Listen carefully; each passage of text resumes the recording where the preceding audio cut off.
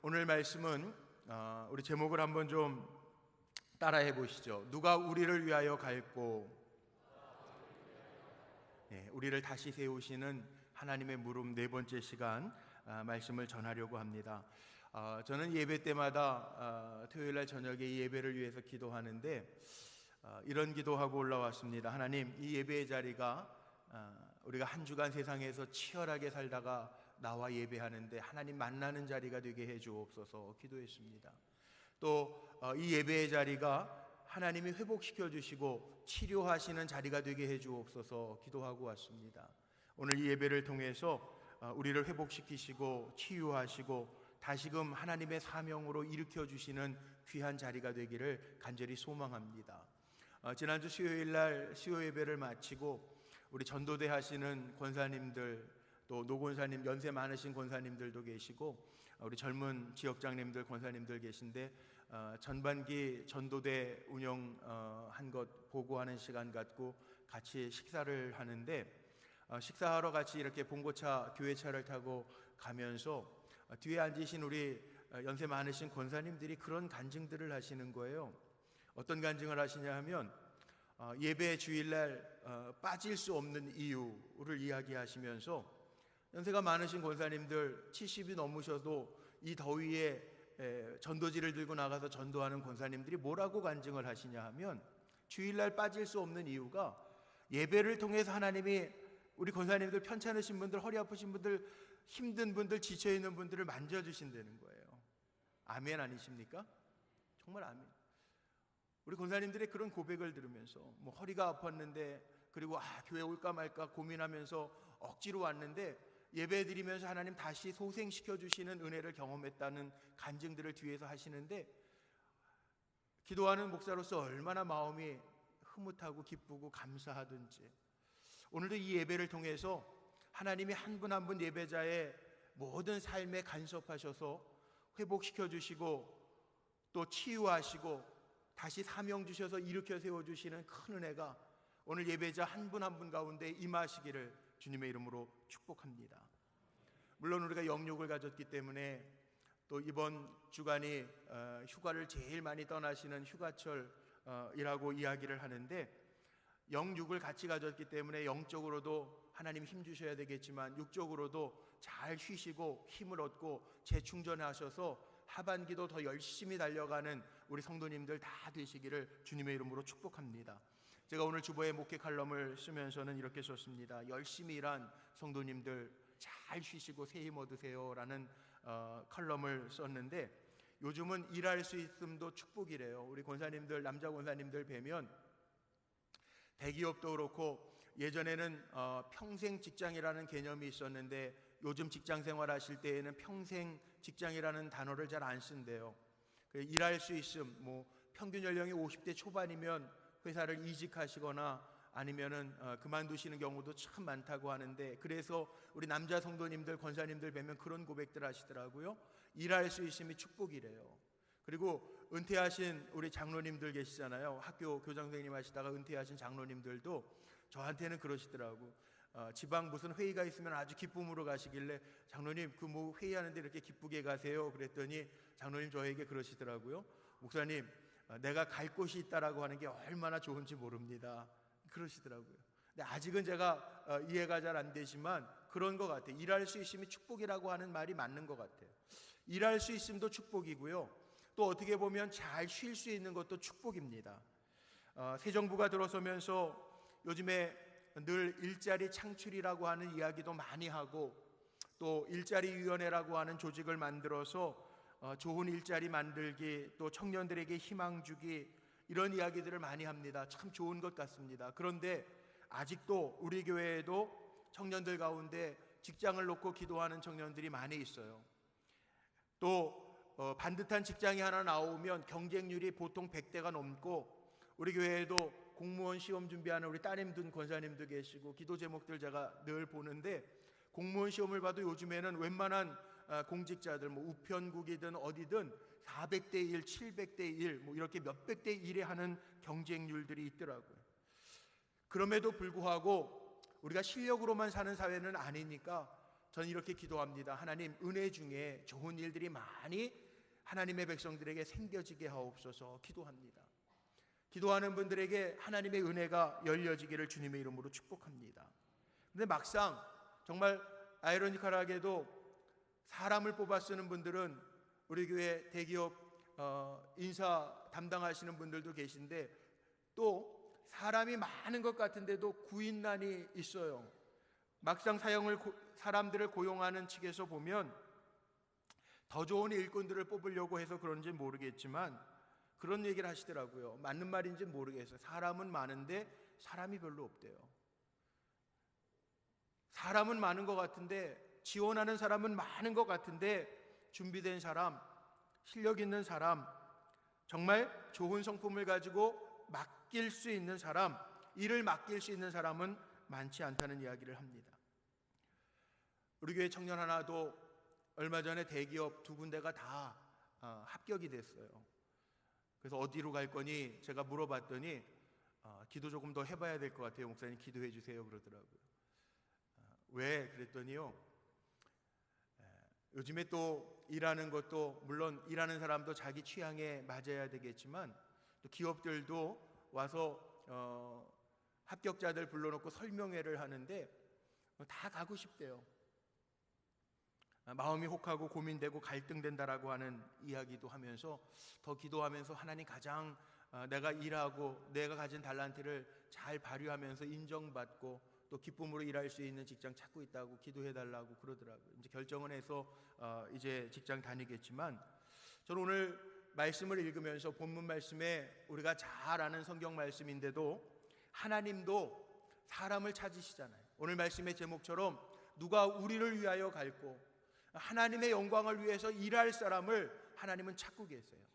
성경에 보면 수없이 많은 사람들이 있는데 하나님이 찾아서 쓰시는 사람이 있고 하나님이 쓰시다가 버리는 사람이 있고 하나님의 부름에 응답하지 아니하는 사람들도 있습니다. 그런데 하나님 분명한 것은 하나님의 일을 위해서 하나님의 사람들을 택하여 하나님이 쓰신다는 것. 창세기 12장 말씀에 보면 아브라함의 이야기가 나옵니다. 사람이 아브라함밖에 없었을까요? 세상에 사람은 많이 있었습니다. 그런데 하나님은 아브라함을 부르셔서 믿음의 조상으로 사용하셨습니다. 출애굽기 3장에 보면 우리가 지난주에 나눈 말씀처럼 하나님이 모세를 들어 이스라엘 민족을 구원하는 지도자로 사용하십니다. 이스라엘만 해도 200만이 넘습니다. 장정만 해도 60만 대군이 넘는다고 기록하고 있습니다. 사람이 없었을까요? 그 많은 사람들이 있는데 하나님이 모세를 민족의 지도자로 이스라엘 백성을 이끌 사람으로 뽑아서 사용하십니다.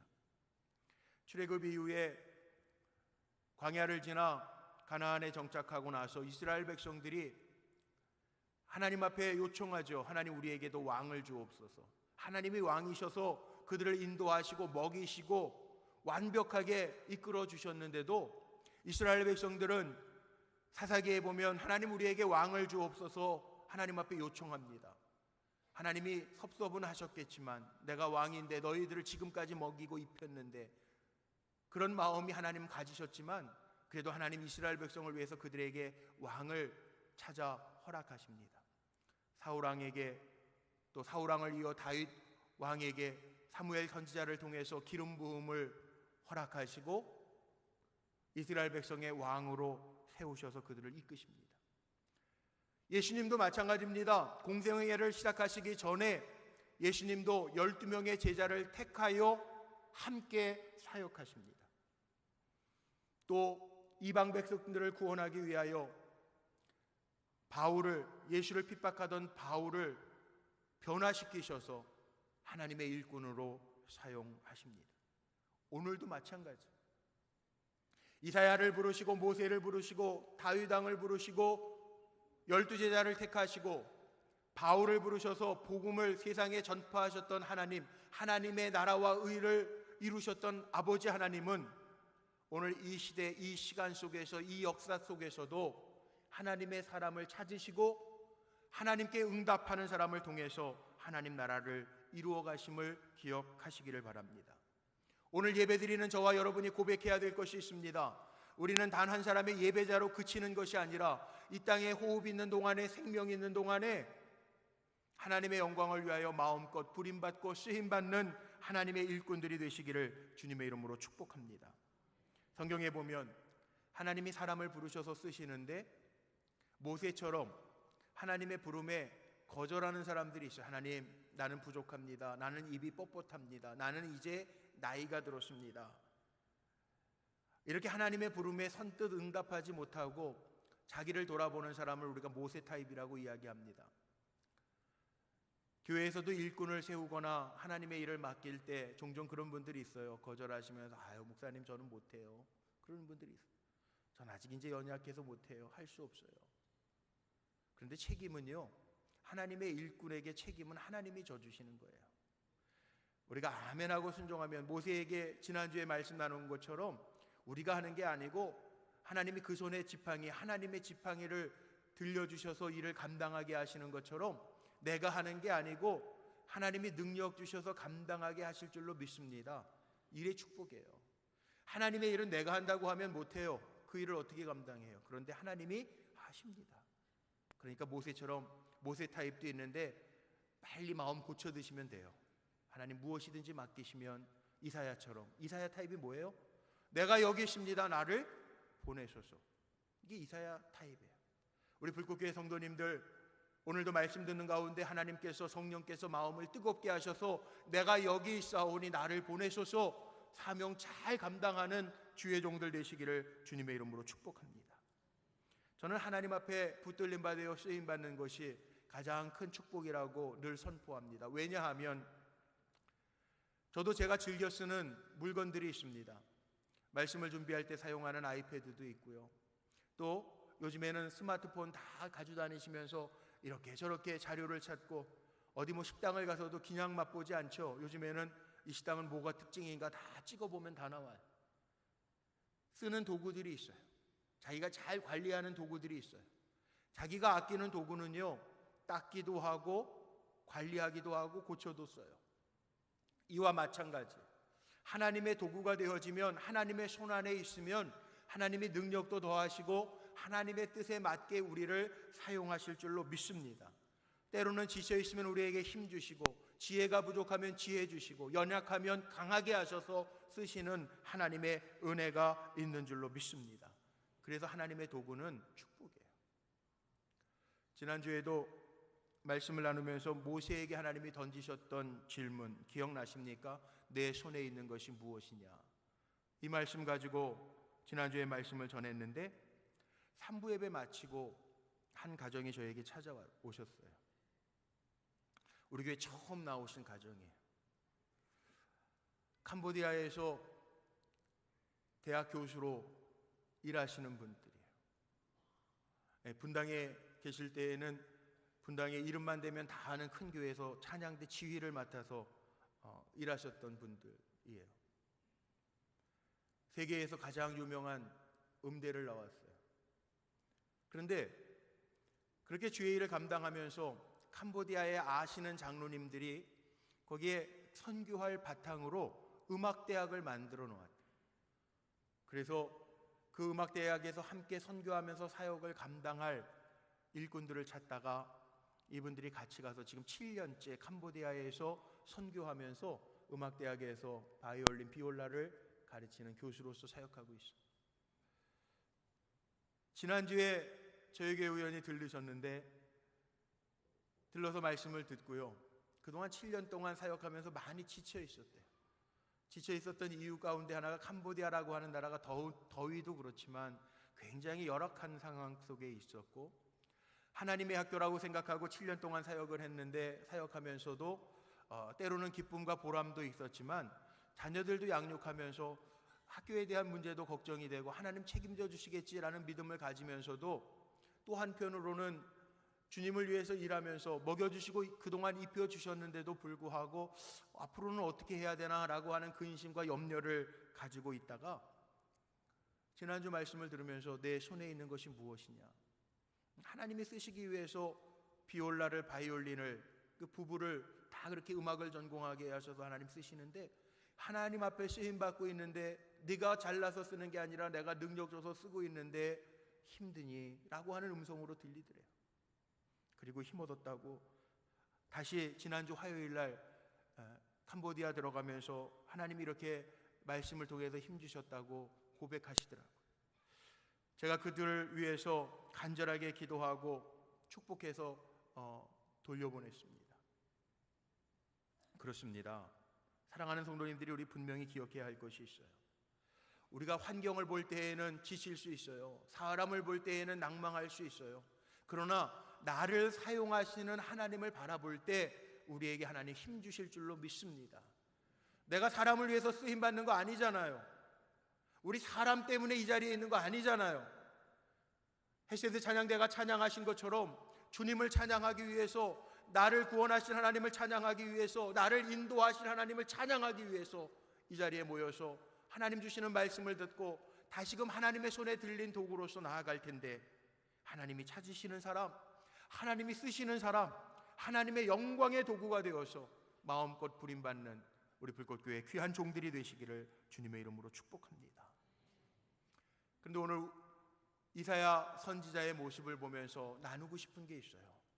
뭐냐 하면, 하나님은 어떤 사람을 쓰시느냐, 또 이사야는 도대체 어떻게 마음을 먹었기에 하나님의 말씀에 응답하며, 하나님, 모세하고는 다르지 않아요? 모세는 보낼 만한 사람을 보내셔서 이렇게 고백하다가 하나님 앞에 쓰임받았는데, 이사야는요, 하나님, 내가 여기 있사오니 나를 보내소서, 그렇게 하나님 앞에 드려져요.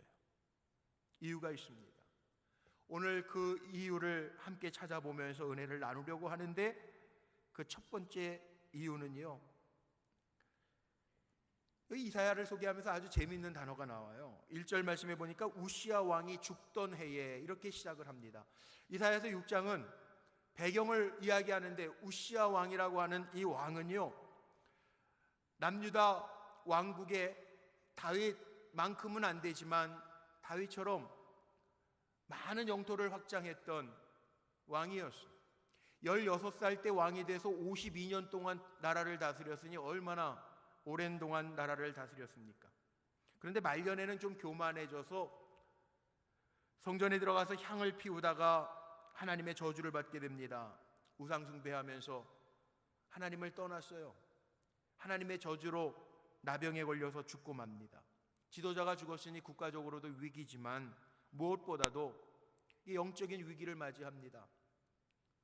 어려움 속에서 우상을 숭배하다가 결국 죽었잖아요. 하나님이 이때에 이스라엘 백성을 건지기 위해서 하나님의 뜻과 말씀을 전할 하나님의 사람을 찾는데, 그 찾는 과정 속에 우시야 왕이 죽던 해에 이사야가 등장하는 이야기예요. 본문 8절 말씀해 보니까 주님이 이렇게 말씀하시죠. 내가 누구를 보내며 누가 우리를 위하여 갈고. 바로 이때 하나님의 물음에 응답하고 나선 사람이 오늘 말씀에 나와 있는 이사야예요. 이사야 선지자는 귀족 출신이고 왕족 출신입니다. 우리가 아는 것처럼. 그러면 하나님이 귀족 출신이고 왕족 출신이기 때문에 이사야를 택하여 쓰셨는가? 아닙니다. 하나님은 사람을 택하실 때 사람은 외모로 취하지만 사람은 그 사람이 가진 배경이나 아니면 그 사람의 가문을 볼 수 있지만, 우리 하나님은 사람의 중심을 보신다고 분명히 기록하고 있어요. 그렇다면 이사야가 뭐가 달랐을까요? 이사야는요, 하나님을 본 사람이에요. 오늘 이사야 6장은 아주 중요한 단서를 우리에게 보여주고 있는데, 하나님을 보았고 하나님의 마음을 알았습니다. 이게 얼마나 중요한지 몰라요. 1절로부터 4절 말씀해 보니까 이사야 선지자가 환상 중에 하나님을 본 내용을 기록하고 있는데, 여기에 성전 안에서 하나님의 영광을 보는데 천사가 날개 6개를 가지고 있습니다. 두 날개는 눈을 가리웠대요. 하나님의 거룩한 광채로 말미암아 눈이 멀지 않기 위해서 눈을 가리웠대요.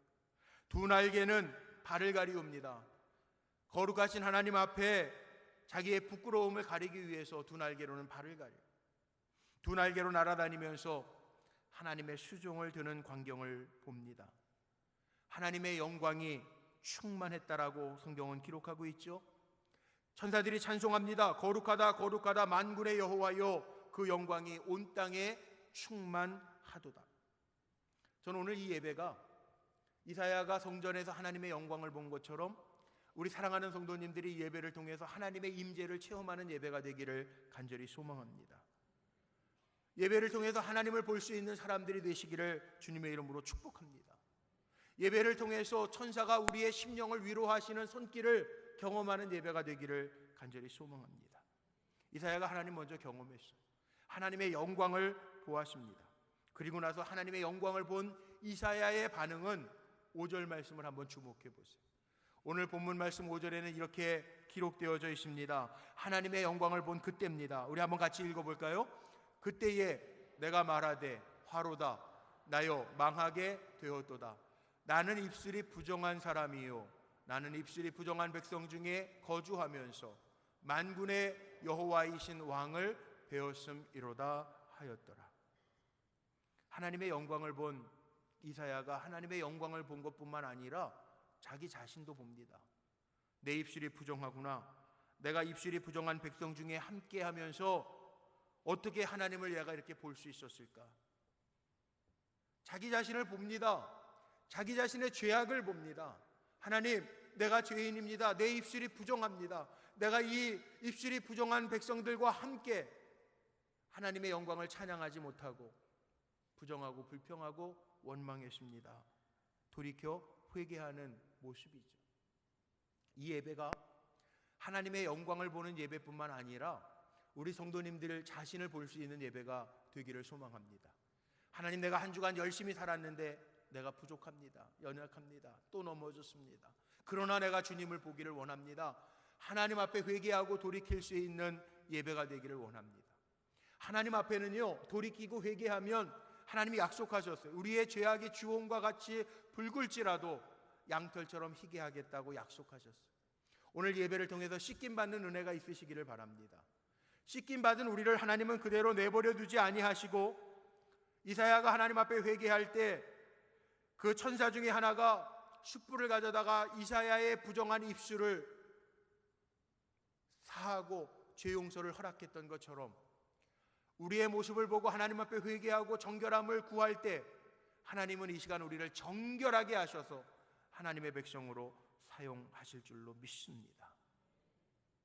오늘 그 예배가, 오늘 우리가 드리는 예배가 이사야가 성전에서 하나님의 환상을 보고 하나님 앞에 죄 씻김 받아 일어나는 예배처럼 오늘 택함받고 다시금 주의 말씀으로 일어날 수 있는 예배가 되기를 간절히 소망합니다. 이사야가 변화되어지니까 하나님 쓰시잖아요. 택함받고 부름받은 이사야는 주님의 마음을 품고 일어납니다. 신앙생활에서 변화만큼 중요한 게 없어요. 신앙생활 왜 하냐고 물어보면 우리가 하나님의 일을 하기 위해서 하는 거잖아요. 단순히 평안함을 누리고 내가 형통하고 잘 되기 위해서만 하는 것이 아니라 하나님이 우리를 쓰시기를 원하시는데 예배를 통해서 힘없고 변화되어서 우리가 세상에 나아갈 때도 힘없이 어깨 축 처져서 나가는 사람들이 아니라 하나님, 나를 보내소서, 우리 교회 비전처럼 내가 세상과 하나님 사이의 다리가 되는 역할을 감당하겠습니다. 그러면서 나아가는 거잖아요. 신학자이면서 철학자였던 그 키에르케고르라고 하는 분이 책 가운데에서 그런 비유를 하나, 우화죠, 우화, 동물로 비유해서 이야기를 하나 합니다. 이런 비유가 있어요. 오리교회가 있었대요. 이 분당의 오리교회가 아니고요, 뒤뚱뒤뚱 하면서 걷는 오리 있잖아요. 오리, 비유로 얘기하는 거예요. 오리교회가 있었는데 오리교회에서 예배를 드리는 거예요. 오리 목사님이 아주 소리를 목청을 돋구어서 설교합니다. 하나님, 우리에게는 날개를 주셨습니다. 우리는 날 수 있으니까 어디든지 갈 수 있습니다. 우리는 날아서 하나님 계신 하늘나라 꼭대기까지 갈 수 있습니다. 그랬더니 오리 회중들이 다 아멘 꽥꽥 그랬겠죠.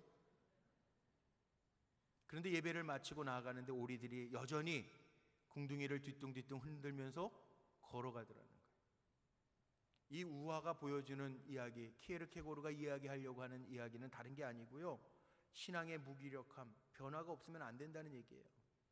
예배 드릴 때 하나님 우리를 영광 중에 만나주시고 하나님이 예배를 통해서 우리를 정결하게 하시고 우리를 다시 세상에 파송하시는데 세상에 나아갈 때도 예배드리러 올 때처럼 똑같이 힘없이 힘 빠진 모습으로 오는 것이 아니라 오늘 이 예배를 드리고 나아갈 때는 우리 사랑하는 성도님들, 이 세상을 향한 하나님의 마음을 품고 하나님 나에게 맡기신 일이 무엇인가 마음속에 생각하면서 강하고 담대하게 나아갈 수 있는 종들이 되시기를 주님의 이름으로 축복합니다. 그 예배는 하나님을 만나야 되고 하나님의 마음을 품고 변화된 모습으로 나아가야 돼요. 저는 오늘 이 예배가 그런 예배가 되기를 간절히 소망합니다. 그리고 이사야가 쓰임받은 이유가 있습니다. 하나님의 뜻을 깨닫고 하나님의 마음을 가지니까 하나님 나를 보내소서, 내가 여기 있습니다 고백해요. 이 8절에 나와 있는 말씀은 오늘 처음 들으시는 말씀 아닐 거예요. 주의 목소리를 들으니 주께서 이르시되 내가 누구를 보내며 누가 우리를 위하여 갈고 하시니 그때에 내가 이르되 내가 여기 있나이다 나를 보내소서 하였더니 이사야가 응답합니다. 하나님의 마음을 헤아리면서 응답해요. 하나님 누구를 쓰시냐 하면 하나님의 마음을 가진 사람을 하나님 쓰세요. 전도도 누가 하냐 보니까 주님이 가장 기뻐하시는 영혼에 대한 열심을 품고 있는 분들이 전도하시더라고요. 전도라는 게 그래요. 오늘도 새 가족 이렇게 오셔서 감사한데, 우리 강선호 권사님 같은 동네에 사시고, 또 우리 허종원 사모님 같이 사시는 그 아파트 1층에 사신대. 그래서 오늘 원래 전용재 감독님 저기 샘물결교회에서 오늘 말씀 전하시잖아요. 거기 오늘 식사 대접이 있어서 사모님도 가신다고 그랬는데 어제 그래서 저에게 전화하실 때에는 오늘 예배를 못 오시겠다고 그랬는데 새 가족 오신다고 그러니까 거기 가서 점심 대접하는 것보다 더 먼저 우선 우리 교회 이렇게 새 가족 인도해 오셨더라고. 얼마나 감사해요. 주님의 마음이에요 다. 저는 예배드리는 우리 성도님들이요 주님의 마음 가지고 세상 살았으면 참 좋겠어요. 얼마 전에 여기 성남에 국제 기아대책 그 월드비전이라고 하는 단체 아시죠? 성남의 그 수정구의 무슨 복지관에 그 성남시 지부회가 있더라고요. 그래서 제가 거기 직원들, 월드비전 직원, 또 봉사자들 예배 인도하러 한번 갔다 왔어요. 말씀 전하러 갔다 왔는데 그 월드비전 그 생겨지게 된 이야기를 보니까 거기 그런 얘기가 있더라고요. 밥 피어스라고 하는 분이 월드비전을 창립했는데 그 창립한 이유 가운데 그런 이야기가 나옵니다. 이분이요 우리 한국전쟁 6.25 전쟁 이후에 한국을 방문했었는데 한국을 방문해 전쟁 후에 한국을 방문해서 보니까 전쟁고아들이 그렇게 많더라는 거예요. 영양실조에 걸려 있어요. 뭐 지금은 아이들 비만 때문에 난리지만 아이들이 피골이 상접해 있는 거예요. 부모를 잃고 코 흘리면서 눈물 코 흘리면서 울고 있는 모습을 봐요. 그리고 자기 살던 다시 미국으로 돌아갑니다. 그런데 이 바피어스라는 분이 그 모습이 눈에서 안 지워지는 거예요. 머릿속에서 좀 떠났으면 좋겠는데 그 울부짖는 고아들의 모습이 안 지워지는 거예요. 그래서 LA에 사는 미국 기업을 하는 사람들을 모아서 한국에 다녀온 것을 보고하고 시작한 것이 월드비전이라. 지금은 뭐 100만 명이 넘는 기아 어린이들을 돕고 있다고 이야기하고 있어요. 저는 그 모습을 보면서 이런 생각이 들더라고요. 그 이야기를 책을 통해서 보면서 이런 생각이 들더라고요. 우리가 본다고 다 깨닫는 건 아니잖아요. 그런데 보면서 우리의 마음에 하나님이 보게 하신 거 마음에 품고 우리가 사역하는 거, 하나님의 마음을 갖고 나아가는 거, 이거 하나님 귀하게 보신다는 거예요. 중보기도 팀들이 있습니다. 지금 예배드리는 시간에도 저 교회 4층 기도실에서 이 예배를 위해서 기도하시는 우리 권사님, 장로님들이 몇 분 계세요. 중보기도도 뭔지 아세요? 조이 도우슨이라고 하는 분이 중보기도라고 하는 책을 썼는데 그 책 가운데 중보기도의 정의를 이렇게 이야기합니다. 중보기도, 이거는요 거룩한 부담감으로 인하여 다른 사람을 위하여 성령께 인도받고 그 능력으로 기도하는 것이 중보기도이다. 그러는 가운데 우리는 그들을 향한 하나님의 마음과 생각의 일부를 공유하게 된다. 중보기도라고 하는 게 다른 사람들을 위하여 기도하는 게 중보기도죠, 물론. 그런데 거룩한 부담감을 가지고 하나님의 마음을 가지고 기도할 때 하나님의 마음, 하나님의 생각을 공유할 수 있다는, 거룩한 부담감이라고 하는 단어에 제 마음이 많이 쓰이더라고요. 여러분, 오늘 예배 드리는데 우리 사랑하는 성도님들도요, 예배 드리면서 말씀이 평안하게 들려진 말씀으로만 끝나는 것이 아니라 말씀 속에서 하나님 나에게 말씀하시는 것, 나에게 주시는 거룩한 부담감, 하나님이 나를 어떻게 쓰시고자 하는가, 하나님 나에게 주신 달란트가 무엇인가를 잘 생각하면서 하나님의 영광을 위하여 깨닫고 내 삶이 드려질 수 있는 믿음의 종들로 다 세워지시기를 주님의 이름으로 축복합니다.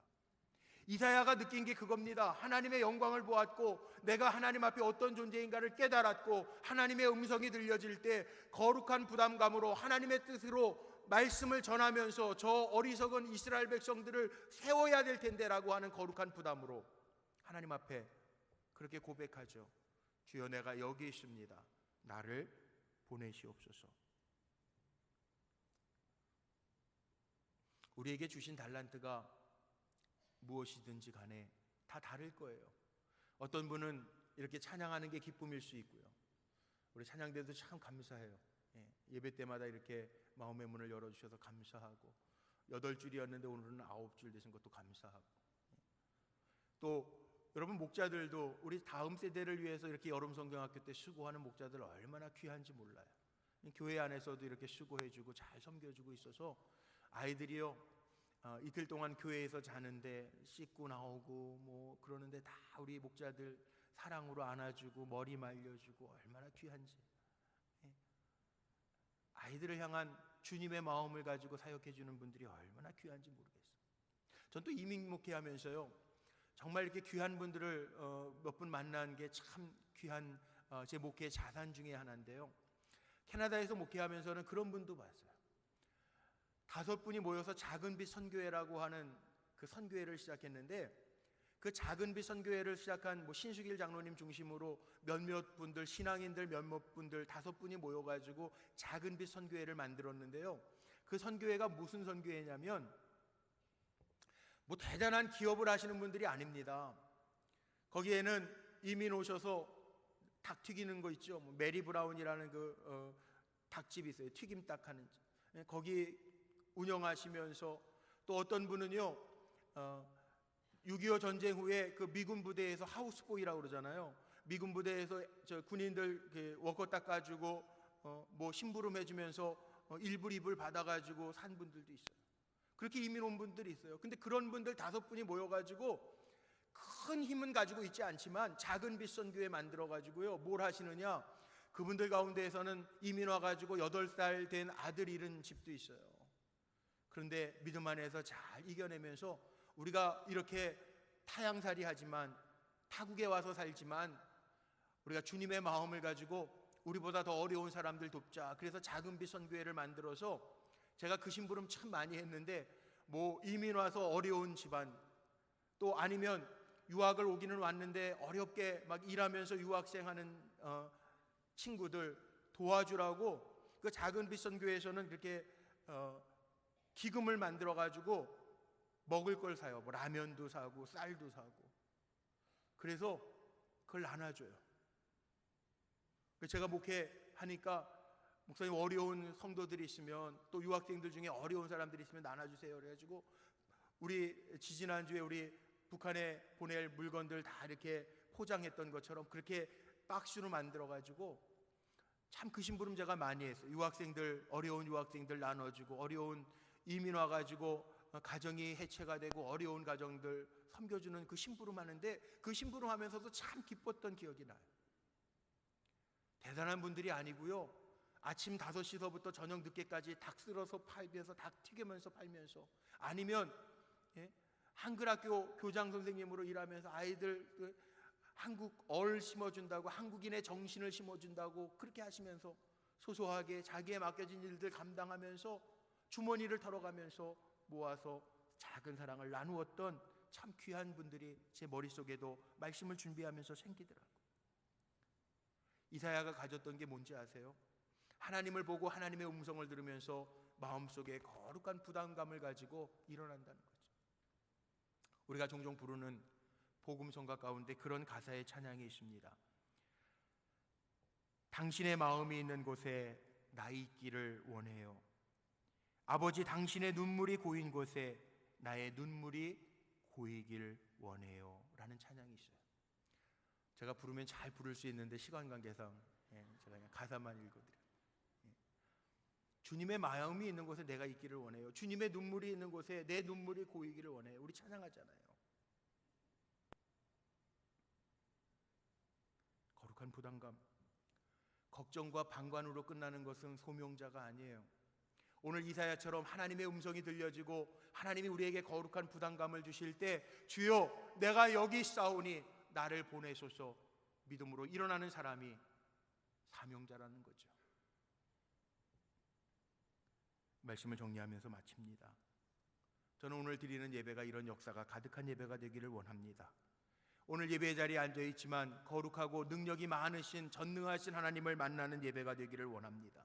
하나님을 만날 뿐만 아니라 하나님 앞에 회개하며 정결해져서 다시금 내가 우리를 위하여 누구를 보낼고 주님 말씀하실 때 주여 내가 여기 있사오니 나를 보내소서 고백할 수 있는 성도들이 되기를 간절히 소망합니다.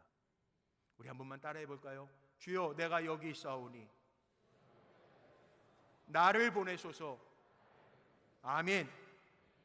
주님은요 하실 수 있지만 하나님의 사람들을 세우셔서 하나님이 일하세요. 오늘 여기에 예배하는 모든 예배자들이 내가 내 백성을 위하여 우리를 위하여 누구를 보낼고 할 때 주여 내가 여기 있습니다 나를 보내소서 응답하며 하나님 나에게 주신 거룩한 부담감을 가지고 마음껏 쓰임받는 하나님의 영광의 도구가 되시기를 주님의 이름으로 축원합니다. 기도하시겠습니다.